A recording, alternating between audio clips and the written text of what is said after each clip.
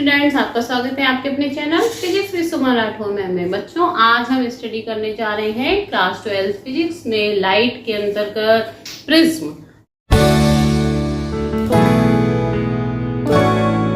Prism जो है इस चैप्टर का ये बहुत ही इंपॉर्टेंट क्वेश्चन है और ये देखिए कितनी बार पूछा गया है लगातार। क्या है? प्रिज्म के पदार्थ के लिए अपवर्तनांक का सूत्र अल्पतम विचलन कोण डेल्टा एम और प्रिज्म कोण ए के पदों में निगमित कीजिए। इस सूत्र का हम आज निगमन करेंगे। बहुत ही इंपॉर्टेंट क्वेश्चन है इस चैप्टर का और अक्सर पूछा जाता है। ठीक, तो देखिए पहले हमने एक प्रिज्म बना लिया है। तो इसमें जो है आप जब जानते हैं कि एक प्रकाश की किरण जब एक माध्यम से दूसरे माध्यम में जाती है तो अगर विरल से सघन की ओर जाती है तो अविलंब की ओर झुक जाती है और सघन से अगर विरल की माध्यम में जाएगी तो अविलंब से दूर हट जाएगी। तो ये प्रिज्म जो है कांच का बना हुआ है, ये सघन माध्यम है, ये वायु में रखा हुआ है तो इधर उधर इसके क्या है? विरल माध्यम वायु है।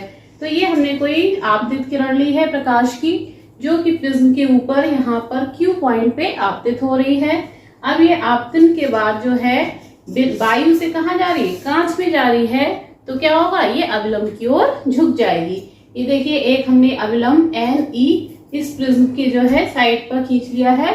अब ये किरण जो है ये देखिए ऐसे जा रही थी तो ये इस तरह से ना जाके ये जो अविलंब है इसकी ओर झुक गई और ये इस तरह से QR डायरेक्शन में ये निकल गई।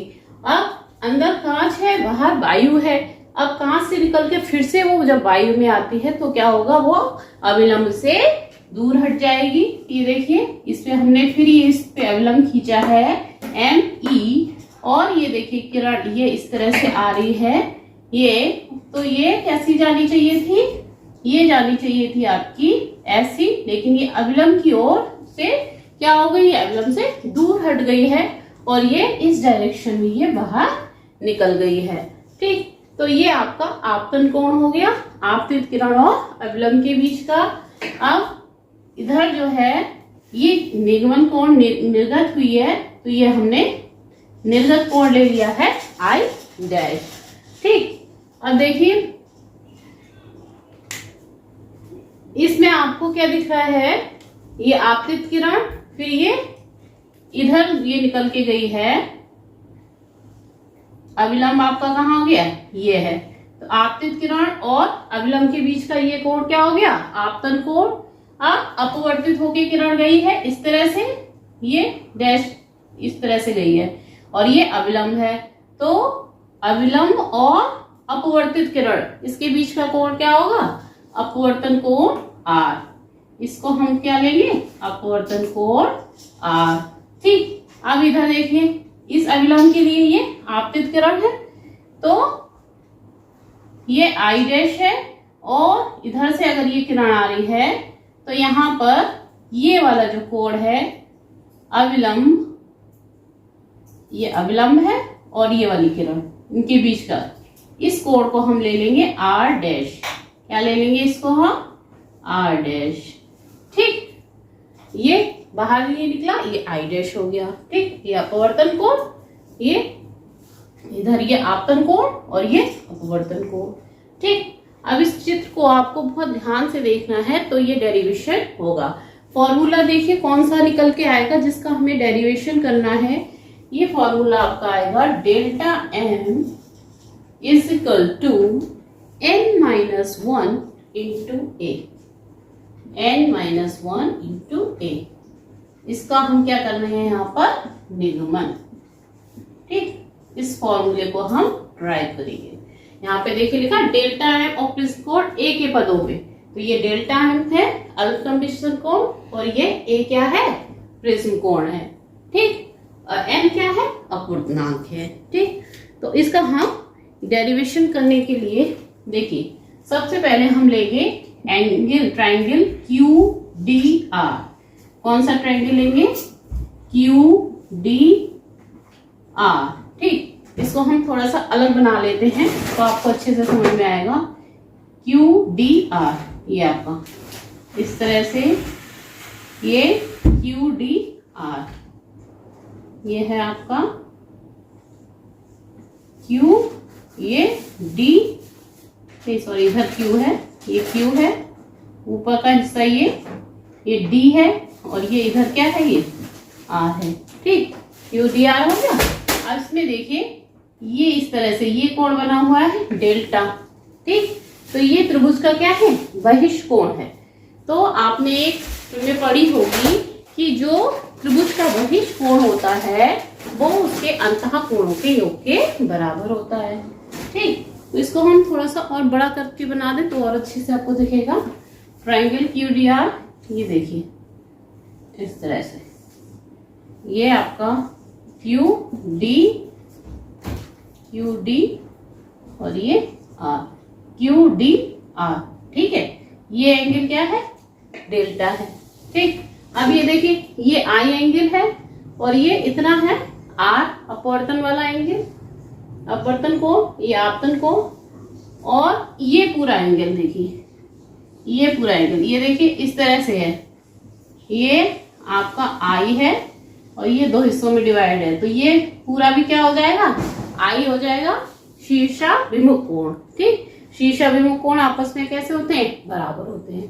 तो ये I है तो ये पूरा भी टोटल क्या होगा, I होगा। लेकिन हमें एंगल कितना चाहिए, सिर्फ ये वाला एंगल चाहिए, तो ये एंगल कितना हो जाएगा, I माइनस R।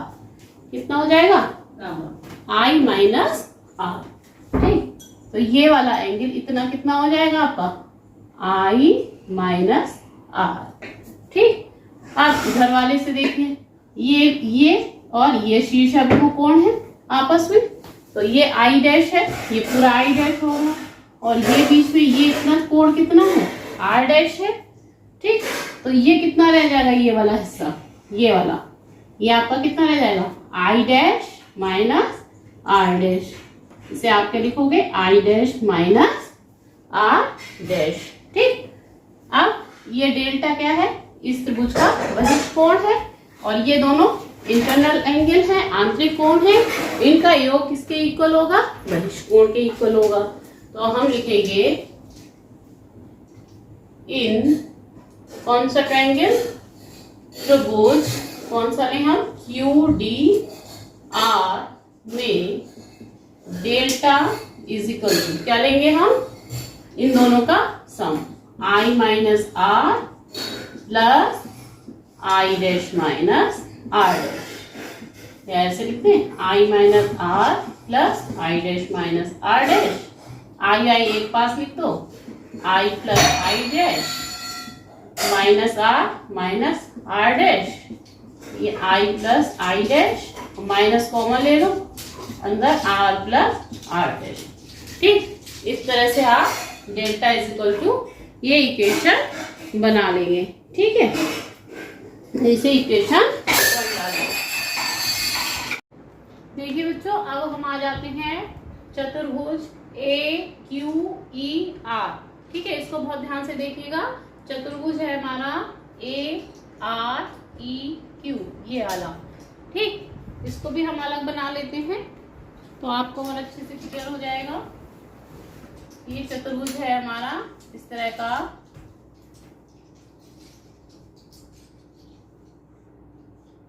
A, ये Q, ये E और ये R। ठीक है, तो इसमें देखिए चतुर्भुज के चारों कोणों का योग कितना होता है, 360 डिग्री होता है। ठीक, अब इसमें ध्यान से देखिए, ये जो है AQE, तो QE जो है इस पे क्या है, परपेंडिकुलर है, यानी ये वाला जो एंगल है ये कितना है, 90 डिग्री का। ये एंगल कितना है, 90 डिग्री। ऐसे इधर देखिए ये इस पे परपेंडिकुलर है, तो आपका ARE ये वाला जो एंगल है, ये वाला, ये भी कितना है, 90 डिग्री है। ठीक, तो इन दोनों का सम कितना हो जाएगा, 180 डिग्री हो जाएगा। तो एंगल A और एंगल E, इसकी वैल्यू कितनी रह जाएगी, इसका योग कितना रह जाएगा, 360 में से 180 माइनस कर दीजिए, कितना बचेगा, 180। तो एंगल A और एंगल E का योग आपका कितना हो जाएगा, angle E plus angle A plus angle E is equal to कितना हो जाएगा, 180 डिग्री, है ना, क्योंकि ये 180 ये माइनस कर दिए 360 से। चतुर्भुज कौन सा चतुर्भुज है?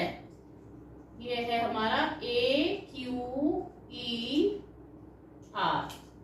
इस चतुर्भुज में। ठीक, angle A plus angle E is equal to 180 degree. इसे इक्वेशन 2 ले लें।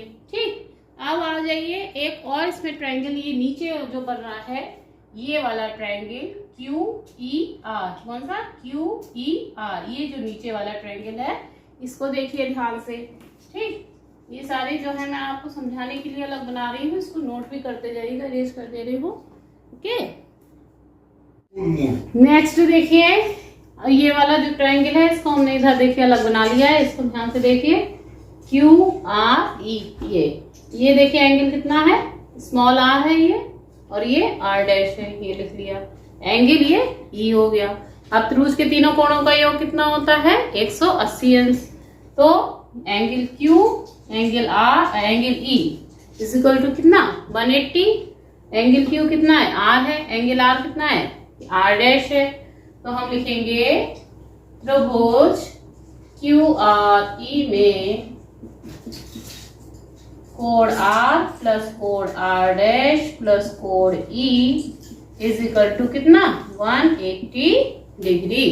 ठीक, अब देखिए ये कोण A प्लस कोण E भी 180 डिग्री है, ये कोण R प्लस कोण R डैश प्लस कोण E इज इक्वल टू भी 180 डिग्री है।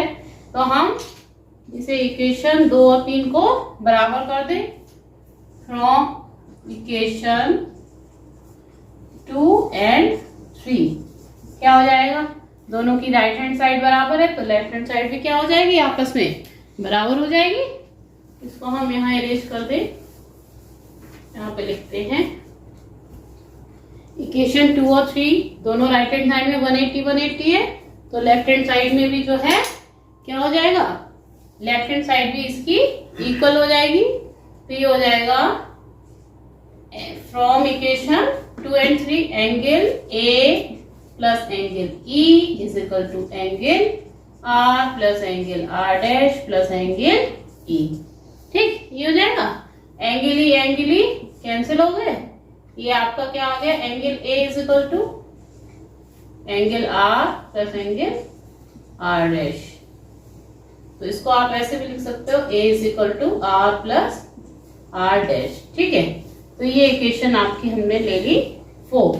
A की वैल्यू मिल गई R plus R dash. Okay, देखिए इक्वेशन 1 क्या थी आपकी? Delta is equal to I plus I dash minus R plus R dash. ये क्या आपकी कौन सी थी? इक्वेशन 1 थी। अब इसमें देखिए R प्लस R डैश है, यहाँ R प्लस R डैश की वैल्यू कितनी है? A। तो ये वैल्यू हम कहाँ रख देंगे? इक्वेशन 1 में। तो यह मान इक्वेशन 1 में रखने पर क्या हो जाएगा? 1 में रखने पर क्या हो जाएगा? Delta is equal to I plus I dash minus क्या हो जाएगा? R प्लस R डैश की जगह A लिख देंगे। क्या हो गया? Delta is equal to I plus I dash minus A। ठीक, अब अल्पतम विचलन की स्थिति में क्या होगा? यदि प्रिज्म बहुत पतला है, विचलन अल्पतम जब होता है तो अल्पतम विचलन की स्थिति में, अल्पतम विचलन की स्थिति में क्या होता है? अगर डेल्टा इज इक्वल टू कितना? डेल्टा M हो मिनिमम, उस समय जो है आपतन कोण और निर्गमन कोण इक्वल होते हैं। I is equal to I dash होगा और R इज इक्वल टू क्या होगा? R डैश होगा। तो ये वैल्यू हम इक्वेशन हम इसमें रख दें। इक्वेशन 4 में अगर रखते हैं क्या? R is equal to R dash, तो इक्वेशन फ्रॉम से 4 से क्या हो जाएगा? फ्रॉम इक्वेशन 4 देखिए ध्यान से। 4 में क्या है? A is equal to R plus R dash है, तो R प्लस क्या हो जाएगा? R डैश की जगह भी R हो जाएगा। तो ये क्या हो गया? A is equal to 2R, या R इज इक्वल टू क्या हो जाएगा? A upon 2। ठीक, R की वैल्यू क्या मिल जाएगी हमें? A upon 2। ठीक, देखिए इक्वेशन 1 से क्या मिलेगा? Delta is equal to I plus I dash, ये है आई प्लस आई डैश की जगह भी हम क्या लिख देंगे, I minus R plus R dash की जगह क्या लिखा था हमने, ए। ठीक, तो यहां से देखिए ये क्या हो जाएगा, आई और आई, 2i माइनस ए, या we can write it 2i minus A is equal to delta. तो 2i is equal to delta plus A, I is equal to delta plus A upon 2 यहाँ पे मल्टीप्लाई इधर आ जाएगा, या फिर हम लिख सकते हैं I is equal to A plus delta, और सॉरी डेल्टा एम होगा यहाँ पर ना, मिनिमम के लिए हम निकाल रहे हैं तो ये सब जगह डेल्टा एम होगा, डेल्टा एम अपॉन 2। अल्पतम विचलन की स्थिति में क्या था, delta is equal to delta M था, I is equal to I dash था, R is equal to R dash था। तो जहां डेल्टा है वहां क्या हम लिखेंगे, डेल्टा एम लिखेंगे। तो यहाँ से हमें आई की वैल्यू क्या मिली, ए प्लस डेल्टा एम अपॉन 2, और आर की वैल्यू हमें क्या मिली, ए अपॉन 2। ठीक, ये दो वैल्यूज हमें मिल गई हैं, आई की और आर की। ठीक, अगर इतना निकाल लेंगे फिर आगे कुछ नहीं है। अब स्नेल का नियम हम जानते हैं, वो हम लगा देंगे और आपका जो है बहुत फटाफट ही नियमन होने वाला है कंप्लीट। देखिए स्नेल का नियम क्या होता है, स्नेल का नियम, अपवर्तन का दूसरा नियम ध्यान होगा क्या, साइन आई बटे साइन आर, एन बराबर होता है साइन आई बटे साइन आर। आई की जगह आई की वैल्यू ये आई है कितनी, sine A plus delta M upon 2 upon sine R की वैल्यू कितनी आई है, ए अपॉन 2। ठीक, तो ये हमें एक फॉर्मूला ये भी मिल गया, N is equal to sine A plus delta M by 2 upon sine A upon 2। ये भी बहुत ही इंपॉर्टेंट फॉर्मूला है, क्योंकि हमको निकालना है क्या, delta M is equal to N minus 1 into A. ठीक, अब देखिए अगर प्रिज्म बहुत पतला होता है तो डेल्टा एम का मान बहुत छोटा हो जाता है, और ये हमें निकालना है पतले प्रिज्म के लिए। यदि प्रिज्म बहुत पतला है, बहुत पतला है, तो उस केस में क्या होता है, जब प्रिज्म बहुत पतला होता है तो डेल्टा एम का मान जो है बहुत ही कम हो जाता है, और उस स्थिति में हम लिख सकते हैं क्या, साइन थीटा लगभग बराबर about to equal to theta हो जाता है। ठीक, अगर प्रिज्म बहुत ही पतला है तो हम यहाँ क्या लिख सकते हैं, फिर ये थीटा है, ये थीटा ले लिया, तो we can write it N is equal to, sine को हम हटा देंगे, इसको इक्वल थीटा कर दिया है, तो हम इसे क्या लिखेंगे, ए प्लस डेल्टा एम अपॉन 2 बटे ए अपॉन 2। ठीक, ए अपॉन 2 इधर 2 से तो 2 कैंसिल हो जाएगा, ये लिख देंगे हम क्या, ए प्लस डेल्टा एम अपॉन ए, ये आ जाएगा, इसको इधर हटाओ सारा। ठीक, क्लियर हुआ।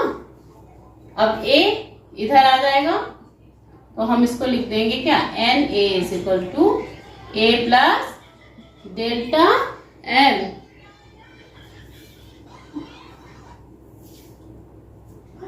और N A minus A is equal to delta M, A common आ जाएगा, ब्रैकेट में क्या रह जाएगा, N minus 1, N minus 1 is equal to delta M.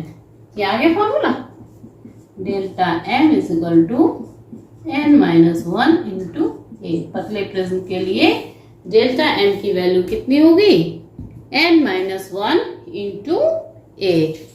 तो देखिए इस ट्रायंगल को, इस डायग्राम को पहले अच्छे से बना लीजिएगा, अच्छे से तैयार कर लीजिएगा।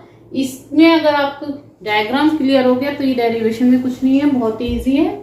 सबसे पहले एक तो आपको ये एंगल लेना है, ट्रायंगल क्यू डी आर लेना है, ये इसका वेज कोण है, तो दोनों को अंतः कोणों को वेज कोण के इक्वल कर देना है। फिर ये आपका पूरा चतुर्भुज लिया जाएगा, क्यू ए आर ई, चतुर्भुज के चारों कोणों का योग 180 अंश होता है, इन दोनों का 90 90, तो a प्लस ई की वैल्यू कितनी हो जाएगी, 180 हो जाएगी। उसके बाद आपको एक ट्रायंगल ये लेना है क्यू आर ई, इसमें r plus R dash plus E is equal to 180 कर देंगे आप, तो आपको एंगल ई की वैल्यू मिल जाएगी। r plus R dash is equal to 180 minus E, ये वैल्यू उसमें क्वेश्चन 1 में पुटअप कर देंगे। और पतला प्रिज्म होगा तो delta is equal to delta M, I is equal to I dash, R is equal to R dash करके एक ही साइन आई और साइन आर, आई और आर की वैल्यू मिल जाएगी। सीधे उसको स्नेल के नियम में आप लगा दीजिए तो आपको ये फॉर्मूला मिल जाएगा। अगर प्रिज्म पतला है तो sine theta is equal to about to theta ले लेंगे, तो एन इज इक्वल टू पतले प्रिज्म के लिए आपका आ जाएगा delta M is equal to N minus 1 into A.